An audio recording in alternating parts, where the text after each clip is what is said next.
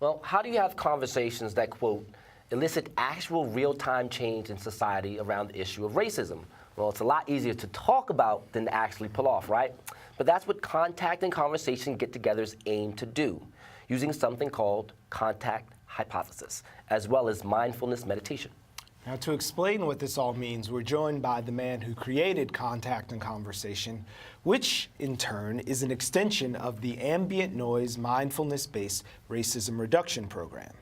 Aiken-Afam is also a practitioner of the healing arts, as well as a fitness trainer. Welcome to BK Live, sir. Thank you. Thank you. And also with us is psychologist Michelle Maidenberg, the president and clinical director of Westchester Group Works, a center for group therapy in Harrison, New York. Thanks for joining us today. Thank you. Group therapy, you've come to the right place. Sitting at the table with these guys. Literally, walk us through this. How do we sort of unpack 2017? A lot of people are, within the last year, have really come to terms with the fact that we are not in a post-racial America. And, set the context about which contact, about what, this program came to be. Why was there a need for this? Well, it was birthed out of my frustration after, specifically it was after Trayvon Martin's murder. Just my frustration with wanting to do something and not being able to do something. And I was at the time finishing up an undergrad degree in psychology at Penn State, and I wrote a paper that kind of blended some social psychological interventions with my background in philosophy and meditation. And I came up with this idea to use mindfulness to kind of get up under and unhinge the social conditioning around racism. And then that grew into the grassroots contact and conversation events where we hold them in different neighborhoods throughout New York, mostly Brooklyn right now, to get people to come together and use these techniques of yoga and mindfulness and having actual contact within the room to break through some of that training, because sometimes just talk doesn't quite get it. Sometimes you have to go to the deeper emotional and also the somatic, the physical aspects of human beings to break through all of that old conditioning. So, Michelle, speaking of that conditioning, when people come to your practice, it's sort of self-selecting, and they're there for a purpose, and they might have some stated goals, or you help them work through some things. Mm-hmm. How do you bring that feeling into a room of people who might be strangers, or even thinking, okay, we may have one thing in common when we're here? How do you make that room? Well, through experiential exercises, they're very powerful because you're using what's in the room. So I'll just give you an example of one thing that we talked about. So there's an exercise that I use called Eyes On, where you're actually sitting, head to head with somebody, locking knees, and just staring in their eyes. So when I did my training, I had to do it for 20 minutes straight. With a stranger? With a stranger, not saying one word. Yeah. Oh. Yeah. So not saying it. But you really get into your vulnerability. Yeah. And when you're looking at somebody, at first you're noticing their color, right? You're noticing the features in their face. Yeah. But guess what happens after a couple of minutes, right? Your mind takes off, right? And you start judging and criticizing and evaluating like we all do, and then all the features look the same. And we really get beyond that and we look that there's another human being ahead of us, right? Just like us. Yeah. So it's really normalizing that and really getting into what our preconceived notions are, how we discriminate, what our biases are, and you get really close in contact with that very quickly. Okay. I couldn't even imagine, sort of that exercise, but, what are what's the end goal behind this? Well, the end goal, if you're aware of what a schema is, or a script, a schema or a cognitive script is basically a mental program that people have that they use in order to negotiate everyday life. Like you have a script for going to church, you have a script for going to the doctor, you have a script for being at school. So you have all these different ways that you've been trained to behave. What mindfulness practices do, and what we do in contact and conversation, and like with the experiential exercise that Michelle mentioned, is first of all, it humanizes the person. That you move from a place of dehumanization, and once you do that, you can slip up under the schemas and the scripts that you have grown up to just embrace unconsciously. Yeah. Yeah. So It's also the associations we make. And our associations are bred out of, for example, how we're socialized, what we see in social media, what our parents tell us. The scripts are built based on who we are. And there are so many factors. There's 101 factors of why we are and why we hold the beliefs that we do and the script that we hold in our minds. And the way we behave, because the script is just the script. It's more about how we behave on behalf of the script, and that's where the issue lies. Where does the script come from? society, life.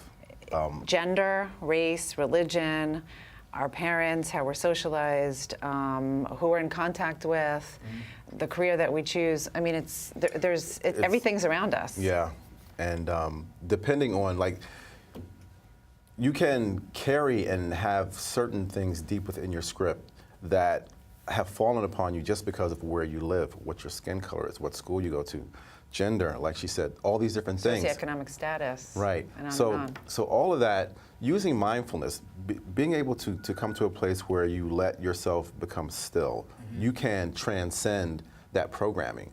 Because even when you're having physical contact with someone who's a stranger, it's like, it's hard to be angry at someone or to feel indifferent to someone that you are connecting with in a healing type of way. So it's one thing to be at a table and have a discussion and be in someone's face. It's a whole different thing to be looking in someone's eyes or holding someone's hand or doing a meditation together where you have contact. And it's all about empathy. It's all about compassion and empathy. So it feels like, connection. are you like pushing an elephant up a hill with this way of thinking in 2017? Because everything, it seems, is made to make us into islands. We're all like this on the train or around, no one's looking And the up. other, And we're and the other. And so Yeah. it really is like we are all so siloed right now. Here's- How do you break down that thing? Here's the paradox. I don't think it's an elephant. I think the time is so ripe that when people come to these events, they're hungry for the contact. They're hungry for the empathy. They're hungry for the love. They're hungry for the tears. So walk us through an event. Like what happens? Like you sign up and you come? Well, the events are free, and you can find our group on Facebook. And basically, you show up. It's always in an informal environment. It's not a structured academic environment or whatever. And what we do is we talk a little bit about, we start off with oneness. That's where we start. We start with the premise that everything and everyone is one, okay? And we ask that people are able to, we hope that they're able to agree with that philosophy that everything is one. But if they're not, we also ask that, if you don't agree with it, can you try to develop the capacity for that during this time together? Because if you can't get on a level playing field with someone, like if I'm coming in being superior, one conceit, exactly, and that's a big part of contact theory. So we establish the oneness. Then we go into some different, we do a meditation to highlight that oneness, right? And then we go into some unpleasant things. We go into the idea of white fragility and white privilege and what that's about. And then we go into what's called the 4 pillars of American racism, which have to do with why white America has done what it has done to people of color. So we deal with some unpleasant things, and then we do some more meditation. Could I just say something about that? Yeah. I have to say, because I had the privilege of working with Darryl initially on this, and I remember when I sat there, and I was, I really had to get in touch with that white privilege and what that meant, and it was jarring. I mean, it knocked me off my socks, I have to tell you. Well, I was going to ask you, what are the sort of metrics by which you are successful? What is the response that you're sort of looking for people that can, in that vulnerable space, admit that, at the beginning of the day, this is where I was sort of on the barometer, and I have moved and I have pivoted. Right. Some of the metrics are how they end up at the end of the event, because we also do check-ins. We check in to see where you're at the beginning, check in to see where you're at the end. Other metrics are during the event, how people are conversing. Post-event metrics are if you have gotten involved on Facebook, if you're reaching out, if you're coming back to subsequent events.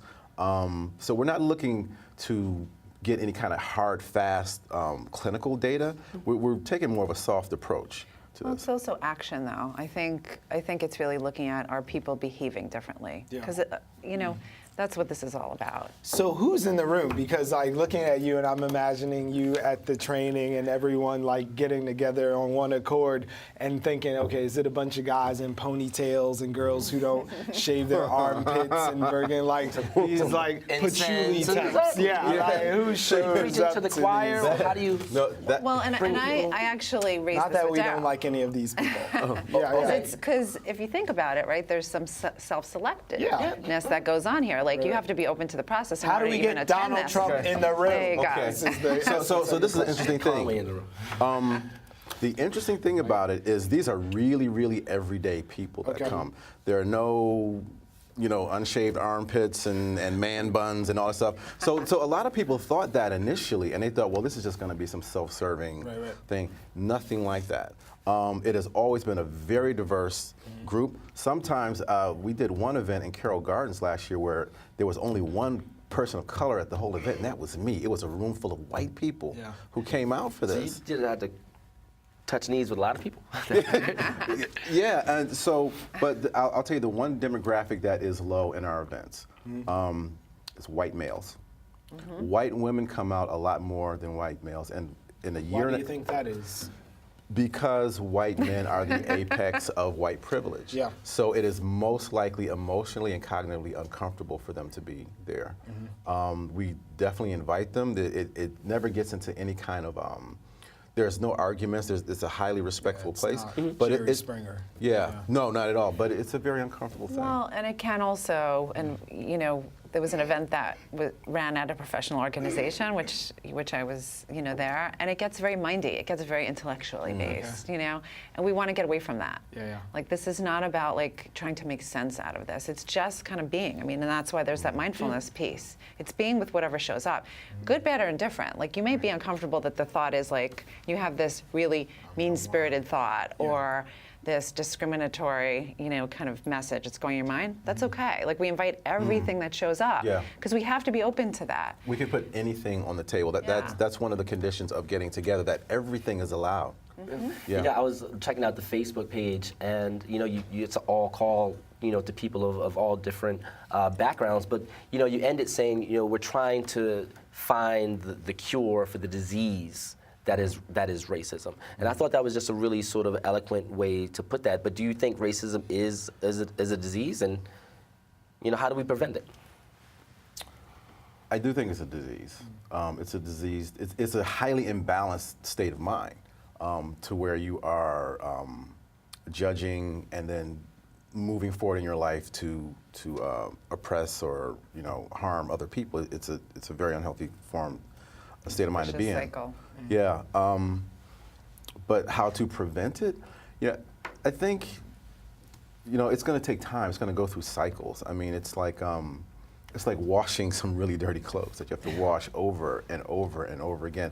So it's going to be an organic process. And by the way, the stains may not be out, but you could still wear the garment. Okay. You know Right. what I mean?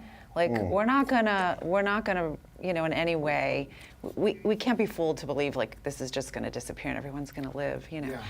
That's not the way this works. I work. I'm a board member of the Boys and Girls Club in Mount Vernon, which is a very low socioeconomic status, community, and the main issue with these kids that you see is the lack of motivation. The self-efficacy, the belief that they could actually do better, make better, So we have to start with the youth. We got to start like underground and really, challenge their thinking and challenge the way, people are just brought up in terms of this trajectory. And that's the first step. Like you said, contact and conversation. it's really that simple. We can start there. So Yeah. thank you both for joining us today. Thank you. Thank you. Thank you.